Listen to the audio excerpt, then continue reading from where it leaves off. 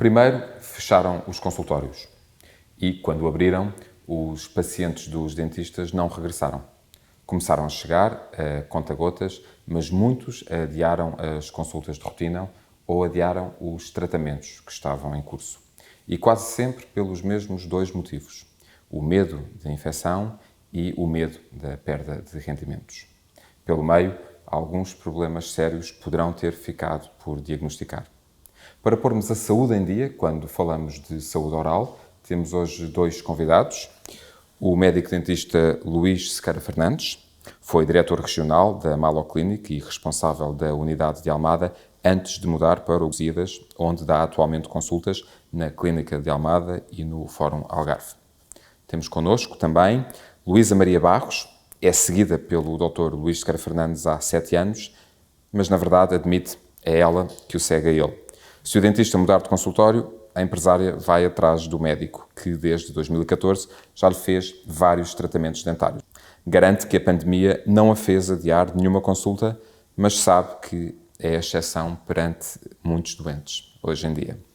Luís, começo por si. Em maio do ano passado, quando os consultórios e as clínicas dentárias reabriram, não veio uma catadupa de doentes a correr para as consultas que, entretanto, adiaram. Foi muito gradual, certo? Sim, nós constatámos esse facto. Estávamos apreensivos, havia uma incerteza no mercado e o que as estruturas fizeram, as clínicas, as unidades, foi gerir de uma forma eficiente as agendas. Portanto, abriram de uma forma gradual as agendas dos médicos e em função daquilo que era a procura. E, portanto, como nós verificámos que a procura foi menor do que as expectativas, as agendas foram gradualmente fluindo, sempre na incerteza dos efeitos de toda esta pandemia. Mas claramente que a população em geral não veio em peso, não nos procurou em peso, como nós acharíamos que seria o normal, e eventualmente fruto das outras questões, nomeadamente das condições económicas e da incerteza do mercado. Acredito que isso tenha tido impacto, não nas necessidades, mas nas atitudes dos pacientes. E o medo de infecção cruzada, o medo de contágio por Covid-19 num consultório de dentista, havia também esse receio e, de certa forma, podemos falar no presente, ainda há por vezes? Eu considero que sim, infundado, ainda assim. A medicina dentária, desde há muitos anos atrás, nos anos 80, por exemplo, com o surgimento do HIV, com as tuberculoses, com as hepatites, nós sempre nos protegemos, sempre existiram normas rigorosas de proteção dentro do consultório e, portanto, nós estamos habituados a esta dinâmica e que neste momento simplesmente duplicou, talvez. Nós encaramos este momento como um momento completamente atípico, mas ainda assim a segurança nos consultórios, a segurança do paciente, a segurança do clínico, nunca em momento algum foi posto em causa. Houve um momento de incerteza que foi no início, no qual nós decidimos encerrar. Foram 2 meses, sensivelmente, e retomámos, e quando retomámos as normas estavam estabelecidas de uma forma rigorosa, as pessoas estavam treinadas, sabiam exatamente o que fazer e nunca foi em momento algum posto em causa a segurança dos nossos pacientes. Então, ir a um consultório de dentista, sentar-se numa cadeira de dentista é totalmente seguro do ponto de vista, tanto quanto pode ser todos os cuidados que se podem ter ao nível de asepsia, as pessoas podem estar tranquilas quanto a isso? Neste momento é seguro afirmar que é seguro ir a um consultório.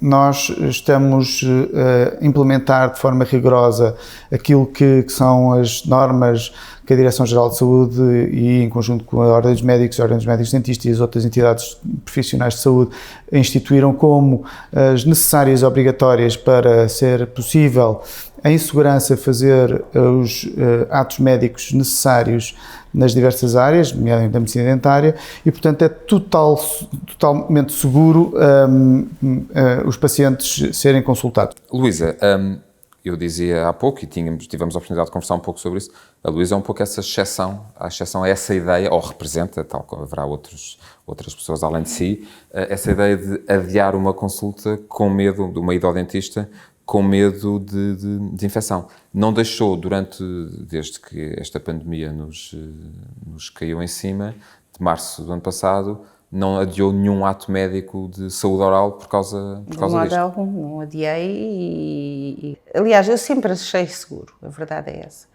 Mas sinto mais segurança num consultório de dentista ou num consultório médico do que propriamente numa ida ao supermercado, como já tínhamos falado e muito bem. Quantas consultas teve, entretanto? Quantos atos médicos de saúde oral teve desde março? Desde março do ano passado. Do ano portanto, passado. Março de 2020? Eu penso que três, o normal, sim. E total segurança? Completamente, com muita segurança, sempre, aliás, é como lhe digo, sempre achei muita segurança a nível de higiene e agora acho que ainda há mais segurança, porque talvez seja o sítio em que eu me sinto completamente segura. Uhum. É paciente do Dr. Luís Sequeira desde outubro de 2014, quando teve um pequeno acidente com a sua prótese. Exato. Teve a oportunidade. Falámos um pouco sobre isso. Uma ida ao dentista continua a ser um ato ou uma rotina que continua a gerar muito medo a muitas pessoas. O medo da broca, o medo da dor, isso continua a ser ainda um fator ansiogénico. Como era a sua experiência antes? A sua experiência de idas ao dentista? Corria sobre rodas? Era caótico, era muito mal. Muito mal.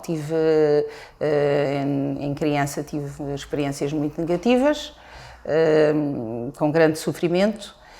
Depois, à medida que fui crescendo, claro, fiquei sempre com essa reserva, esse medo, não diria medo, diria pavor. Muita coisa mudou desde que aos 12 anos desmaiou numa cadeira de dentista. Sim, pois foi. Porque, enfim, isto é um pormenor, mas acho que faz toda a diferença e está inserida nesta conversa, neste contexto que estamos agora a falar, porque eu disse a quem me estava a anestesiar que não estava a sentir a boca anestesiada e a pessoa dizia que sim, o médico dizia que sim, e está, quem é médico aqui sou eu.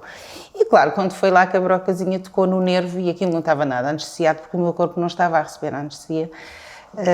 E pronto, foi instantâneo. Este é o momento que as pessoas que nos estão a seguir teremos provocado um arrepio geral em todas as pessoas que nos estão a ver. Brutal mesmo. Que nos estão a ver neste momento. E isso marcou-me realmente. E quando eu fui pela primeira vez à consulta do Dr. Luís, claro que ia com o pé atrás. Eu não sei se ia com um, se ia com dois. E acho que até fui um bocadinho chatinha, não é, doutor? Disse, eu tenho muito medo, eu sou aquela pessoa que sou daquelas que têm medo só de olhar para a cadeira. E andei ali assim e tal. Mas em muito pouco tempo, e estou imensamente grata ao doutor, porque me deixou-me perceber, pela sua atitude, pela sua postura, pelos tratamentos, que as coisas iam fluindo e ia-se fazendo as coisas, e aquele medo desvaneceu-se. Luís, diga uma coisa, como é que se vence, como é que se ajuda alguém a ultrapassar o medo do dentista? Como é que se contribui para isto?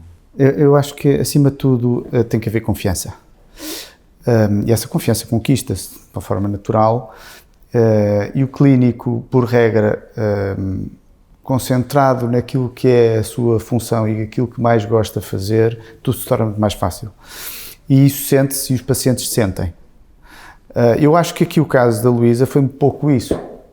Quer dizer, eu não fiz mais do que aquilo que deveria ter feito. Quer dizer, diagnostiquei, dei as opções de tratamento, expliquei, esclareci e a paciente sentiu-se confiante sobre aquilo que foi proposto e automaticamente as abordagens, naturalmente, que vieram a seguir foram o mais traumáticas possíveis, certamente, não lhe causou dor, certamente, ou em algum momento foi uma dor altamente suportável, portanto foi um curso de um tratamento tranquilo e é, na verdade, aquilo que as pessoas querem tranquilidade nos tratamentos e resultados.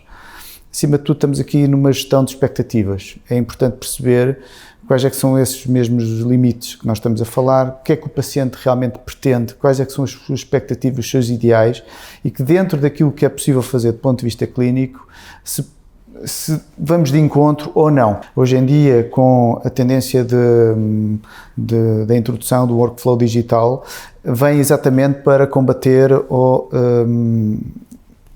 para dar resposta a estas questões, porque permite-nos fazer planeamentos prévios, previsões, simulações, discutir casos com os pacientes, perceber e o paciente perceber, sem sequer se tocar nele, o que é possível quais fazer. é que são as possibilidades e de que forma é que é possível fazer. É importante essa informação, essa comunicação é essencial. O que é que pode implicar em termos de educação para a saúde e em termos de literacia em saúde? O que é que pode implicar adiar e continuar a adiar o regresso a uma cadeira de dentista em termos de tratamentos? O que é que isso pode significar para a saúde oral de uma pessoa? Bom, há aqui questões culturais subjacentes. O que nós no passado, e passado bem recente, nós verificámos é que as pessoas, claramente, que não vão ao dentista e, por regra, aliás, é evidente, são 32% de uma população que vai ao dentista em contexto de urgência ou não vai ao dentista, e mais grave do que isso, quando falamos em pessoas, a população-alvo menores dos 6 anos de idade, então aí sobe logo para os 68%, portanto esses resultados, esses números dizem tudo, quer dizer, as pessoas evitam, primeiro, do ponto de vista cultural, não valorizam, pouco informados, que neste momento, com a evolução da sociedade, as pessoas começam assim a estar mais informadas, felizmente. E há também muita educação no ensino das escolas e, portanto... As pessoas estão a ser claramente mais invadidas com esta necessidade, com a comunicação, com a informação, e isso é essencial para se poder prevenir, que é basicamente o ponto-chave, é a prevenção. E, portanto, a mudança do paradigma da medicina dentária vem exatamente nesse sentido. Estamos a tentar estimular a prevenção, a tentar estimular a diferenciação dos serviços, coisa que no passado bem recente, o médico dentista fazia tudo. Portanto, era um âmbito generalista e, portanto, o trabalho específico, o trabalho diferenciado... O médico que tratava a cara era o médico que tratava do implante e que tratava da limpeza também e fazia... Exatamente. Hoje em dia as competências estão, felizmente, a mudar-se, as pessoas estão a investir cada vez mais nas determinadas áreas, estão a ser cada vez mais competentes nesse sentido e está a haver um espírito de grupo, de acompanhamento multidisciplinar interessante e que... só tem a ganhar é a prevenção. O que é que, no meio desta pandemia, com a verdade, a falta de procura e acompanhamento no âmbito do consultório, vai implicar?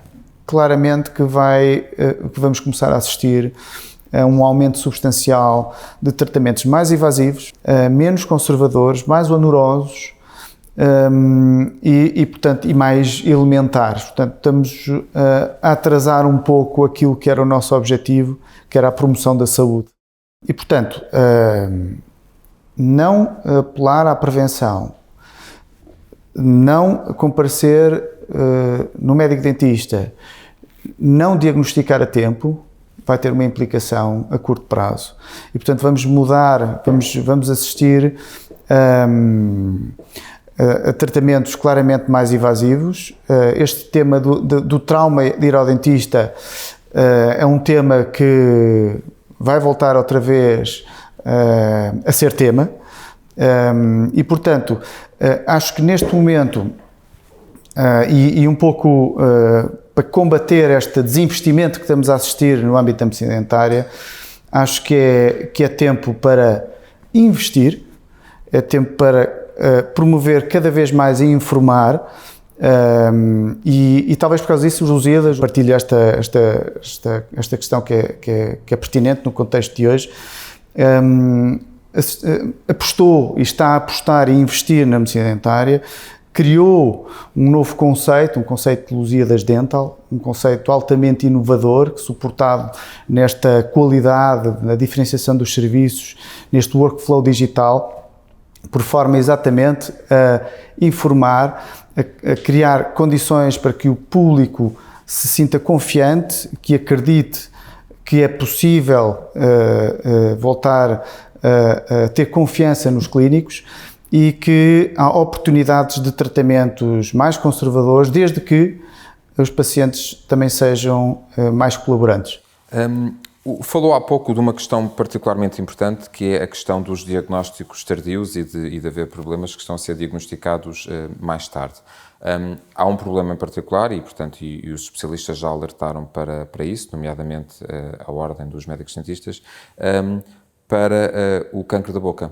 Há as neoplasias da cavidade oral que estão a ser detectadas mais tarde e isso pode ter também sérias complicações porque é um tumor cujo tratamento é extraordinariamente invasivo, certo? Isso é um problema, claro. É mais uma questão inerente a esta ausência de procura dos nossos serviços. Acima de tudo, o cancro da cavidade oral tem um índice de mortalidade muito elevado e, portanto, o seu diagnóstico é de especial importância que seja feito de forma precoce. E, portanto, se o paciente não é observado em contexto de clínica, obviamente que o diagnóstico não é feito. Estima-se que cerca de 1.500 casos são diagnosticados por ano. E, portanto, é de extrema importância comunicarmos, informarmos, tentarmos de alguma forma sensibilizar a população.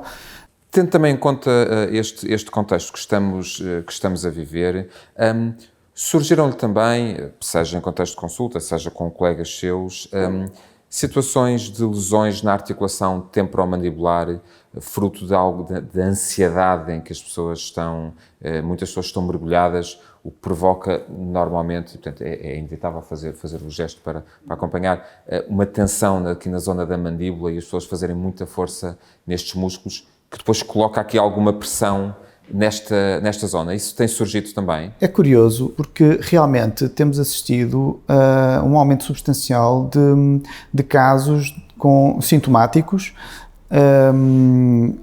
de dores relacionados com mialgias de esforço, casos que, se por um lado não se fazia prever que haveria patologia temporomandibular, por outros pacientes descompensam com mais regularidade. Portanto, estamos a assistir a uma procura muito grande de casos sintomáticos e não sintomáticos.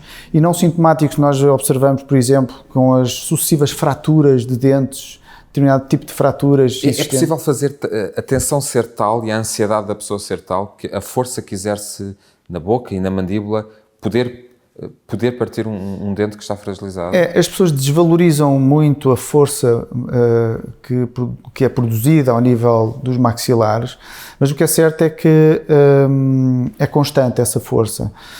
Em alguns casos é de tal forma destruidora que põe em causa todas as estruturas, sejam dentes ou não.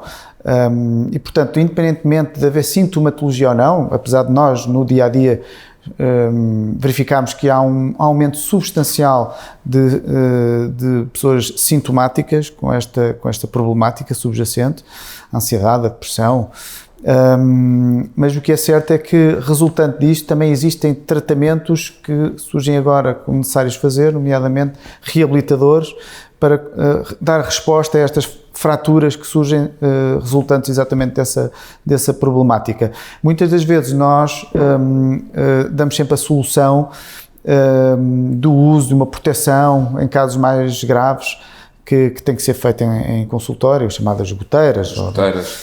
Exatamente, que são dispositivos que as pessoas colocam de noite, não é? Maioritariamente à noite, depois dependendo da problemática também difere em termos de material e de tipo de goteira, mas acima de tudo, de modo geral, são para uso noturno, que é exatamente nesses momentos que o paciente que não está no seu controle, os movimentos, e essa tensão normalmente é produzida mais à noite.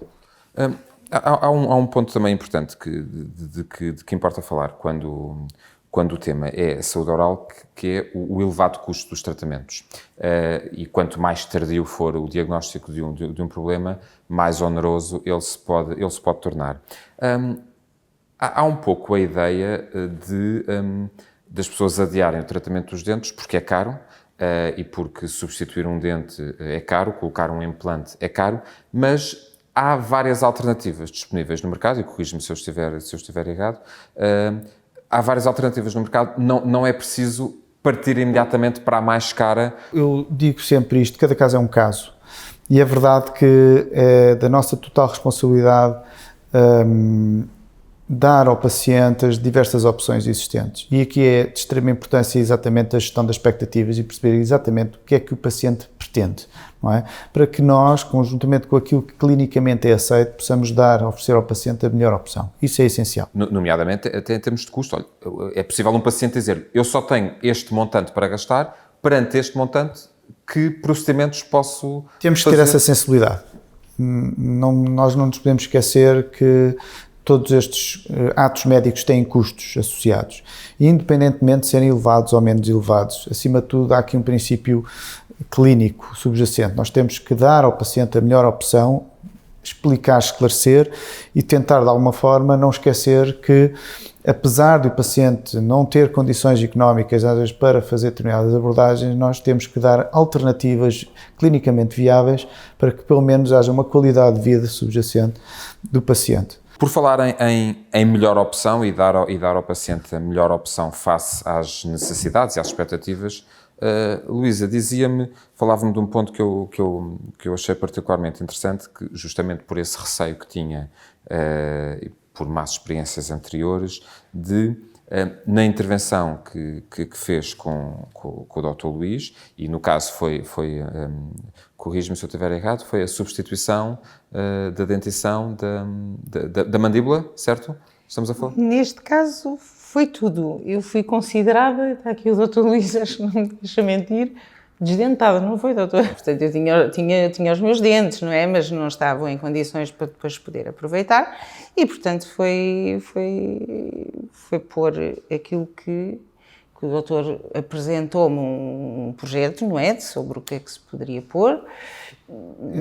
Permite-me, não quero estar a interromper, doutor, mas eu acho que a primeira vez que vi a Luísa, nós criámos ali condições para dar resposta. Foi essa a minha atitude, foi querer dar resposta, saber que assim não podia continuar, e que tinha que arranjar ali uma alternativa A, B ou C, mas tinha que haver alternativas. Verdade ou mentira? E eu acreditei que uma determinada técnica pudesse servir, e felizmente serviu. Que técnica foi essa? São técnicas colocação de implantes, que nós usamos em contextos de maxilas muito atróficas, portanto, com pouca reduzida disponibilidade óssea, que foi o caso da Luísa. Achei curioso o facto de me ter dito que, perante o seu receio de uma ida ao dentista, colocou como condição que queria uma anestesia geral, queria que ponham-me a dormir, terá sido a expressão que terá usado. Lá está. Eu ainda não conhecia bem o Dr. Luís, quer dizer, não tínhamos ainda aquele contacto para me inspirar aquela confiança que eu precisava, e perante a situação e a urgência, entre aspas, de que eu queria fazer, pois eu disse, tudo bem, eu aceito tudo, mas a dormir. Anestesia geral. E lembro-me, peço desculpa, que o Dr. Luís disse que talvez não fosse preciso, mas efetivamente foi mesmo com anestesia geral. Mas é curioso, porque esta abordagem, em contexto de anestesia geral, foi do maxilar inferior. Inferior, era isso que eu agora ia dizer. Depois... Já não foi preciso pôr lá a dormir. Punha-se a situação da parte de cima. E eu disse, também quero dormir. E o doutor disse, não é preciso, Luísa, então. E eu senti realmente uma confiança. Eu hoje sinto que eu fiquei com a parte de cima, não é? Com o maxilar superior, tudo arranjado. Não precisei de estar em coma. Com uma anestesia. Uma anestesia geral, a verdade é essa. Sedada. E que a coisa até se passou dentro do possível. E era aí que eu queria chegar. Mas peço desculpa, isso só aconteceu porque o Dr. Luís realmente... Pela confiança porque isso era impensável. Impensável ser noutra situação. E é esse ponto em que referia, e era aí que eu queria chegar, procurar a melhor opção para cada doente pode ser, mas pode passar também para, em caso de um receio extremo, é possível uma sedação para, com isso, se levar a cabo a intervenção que é necessária na boca daquele doente e, com isso, o doente estar descansado e não estar constantemente numa tensão e num... Sim, existe essa possibilidade. E mediante as necessidades, nós, por exemplo, em pediatria, salvo seja, não é a área, mas o colega em pediatria usa muito a sedação consciente, e mesmo neste tipo de abordagens de colocação de implantes em maxilares, prótese total, ou outros contextos de pacientes mais ansiosos, temos sempre essa hipótese, aliás, no contexto hospitalar isso é muito fácil fazê-lo, e permite-nos um leque de opções muito maiores, muito variado. É preciso perceber exatamente se o caso se enquadra nesse âmbito ou não. Claro. E se assim for, nós temos naturalmente essa mais-valia. Essa possibilidade. Dr. Luís Sequeira Fernandes, quero agradecer a sua disponibilidade e a partilha de informações que nos trouxe e esta conversa. Luísa Maria Bagos, muito obrigado pela partilha da sua experiência e esperamos que tenha contribuído para influenciar. E acrescentando aí um pormenor, devo dizer-lhe que tudo o que o Dr. Luís disse, eu acrescento ainda mais um ponto, se me permite. O nosso bem-estar psicológico também é muito importante. E sentirmos-nos bem Sentirmos bem connosco, sentirmos que... Pessoalmente gosto de rir e é uma satisfação imensa poder dar uma boa gargalhada, porque faz parte da nossa sanidade mental, não é? Precisa também estar saudável. E a boca é uma coisa que... Estamos todos com muitas saudades de voltar a abraçar. Exatamente. E estamos com vontades de deixar de precisar tanto das máscaras, mas ainda vamos continuar a ter que as usar. Vamos ter que as usar. Para podermos voltar a sorrir e, neste caso concreto, para podermos fazê-lo sem ter a mão à frente ou sem termos uma máscara a tapar. Quero agradecer a vossa disponibilidade. Muito obrigada. Muito obrigado pela vossa generosidade. Nunca é demais lembrar a manutenção dos cuidados de higiene oral, naturalmente, mas as visitas regulares ao dentista e a preocupação com a saúde oral podem ter efeitos a médio e longo prazo, nomeadamente para não tornar os tratamentos mais invasivos e bem mais caros. Boa tarde. Obrigado.